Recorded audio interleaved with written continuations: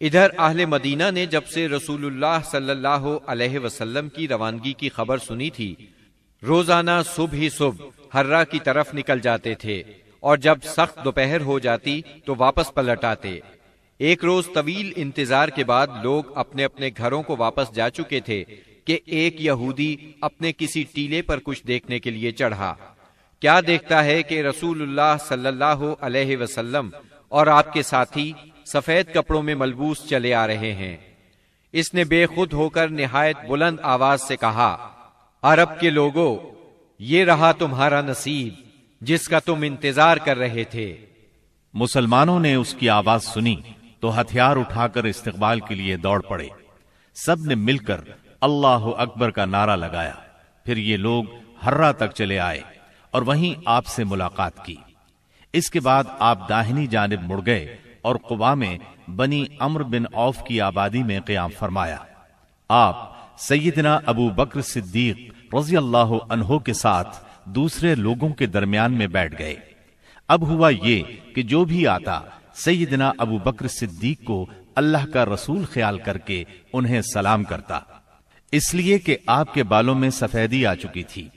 جب اللہ کے رسول صلی اللہ علیہ وسلم پر دھوپ آ گئی اور ابو بکر رضی اللہ عنہ نے آپ کو دھوپ سے بچانے کے لیے چادر تانی تو لوگوں کو معلوم ہوا کہ یہ اللہ کے رسول ہیں۔ اس کے بعد قباء میں آپ نے کلثوم بن حدم رضی اللہ عنہ کے ہاں قیام فرمایا۔ اس سلسلے میں دوسری روایت یہ ہے کہ سعد بن خیثمہ رضی اللہ عنہ کے مکان پر قیام فرمایا۔ وہاں آپ نے 4 دن قیام فرمایا اور مسجد قباء کی بنیاد رکھی اور اس میں نماز پڑھی۔ نبی اکرم صلی اللہ علیہ وسلم نے فرمایا، جو شخص قباء میں 2 رکعت نماز پڑھے اسے عمرے کا ثواب ہوگا۔ نبی کریم صلی اللہ علیہ وسلم کے بعد سیدنا علی رضی اللہ عنہ مکہ مکرمہ میں 3 روز ٹھہرے۔ اس دوران میں مکے کے لوگوں کی جو امانتیں رسول اللہ صلی اللہ علیہ وسلم کے پاس تھیں ان کو ادا کیا، پھر پیدل چل پڑے اور قباء میں رسول اللہ صلی اللہ علیہ وسلم سے آ ملے۔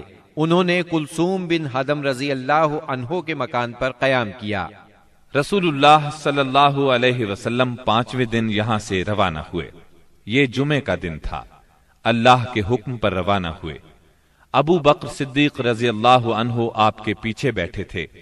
آپ نے اپنے ننھیال بنو نجار کے پاس پیغام بھجوایا۔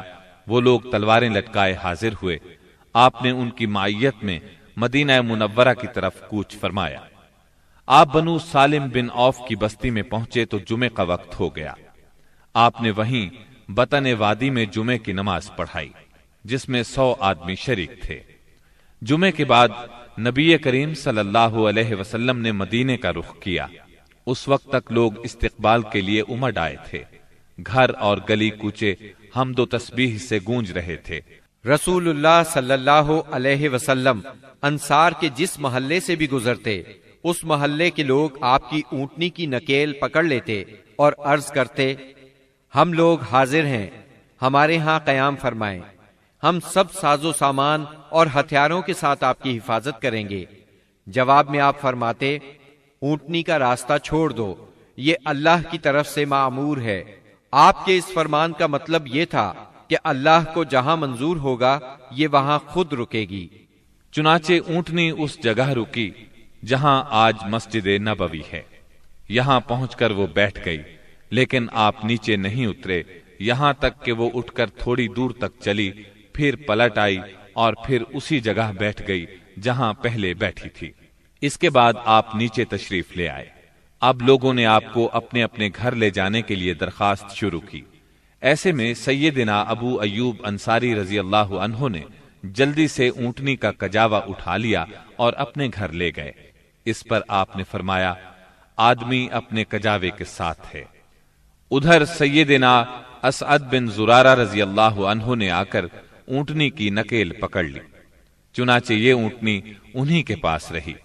صحیح بخاری میں سیدنا انس رضی اللہ عنہ سے روایت ہے کہ نبی صلی اللہ علیہ وسلم نے فرمایا، یہاں سے ہمارے کس آدمی کا گھر زیادہ قریب ہے؟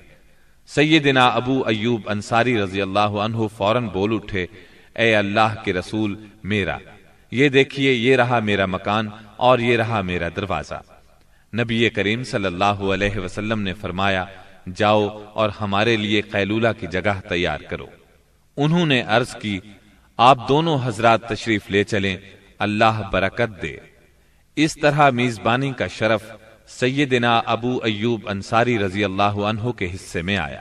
جب رسول اللہ صلی اللہ علیہ وسلم مدینہ منورہ میں قیام پذیر ہو چکے تو آپ نے سیدنا زید بن حارثہ اور سیدنا ابو رافع رضی اللہ عنہما کو مکہ معظمہ بھیجا۔